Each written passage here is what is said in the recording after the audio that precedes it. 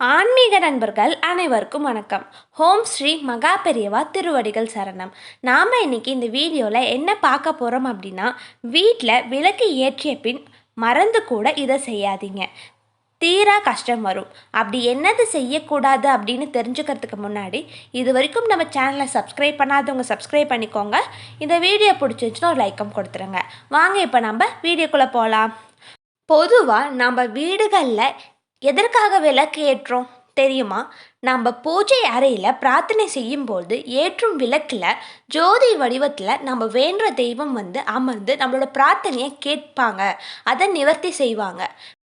மேலும் நம்ம வீட்டில் ஏற்றும் விளக்கு எப்படி வீட்டில் உள்ள இருளை நீக்கி வீட்டுக்கு வெளிச்சத்தை தருகிறதோ அதுபோல் நம்ம வீட்டில் இருக்கும் எதிர்மறை ஆற்றல்கள், கெட்ட சக்திகள் போன்றவை நீங்கி நம்மளோட வாழ்க்கையே ஒளிமயமாக மாறும்.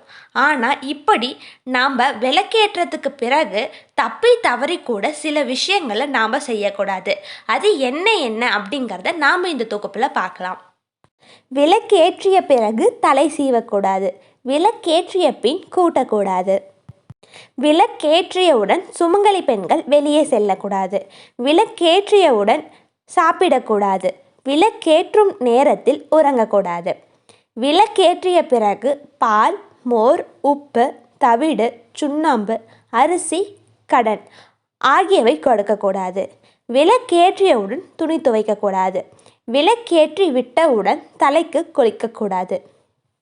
இனி உங்கள் வீட்டில் இது போல் விளக்கேற்றியவுடன் இப்போ நான் சொன்ன விஷயங்களை செய்யாமல் தவிர்த்து விட்டாலே போதும். உங்கள் வீட்டில் உள்ள கெட்ட சக்திகள் விலகி நல்ல சக்திகள் வீடு முழுவதும் நிரம்பி காணப்படும். இதனால் உங்கள் வீட்டில் லக்ஷ்மி கடாட்சியம் இருக்கும். ஹரஹர சங்கர ஜெய ஜெய சங்கர, ஹரஹர சங்கர ஜெய ஜெய சங்கர. அனைவருக்கும் நன்றி.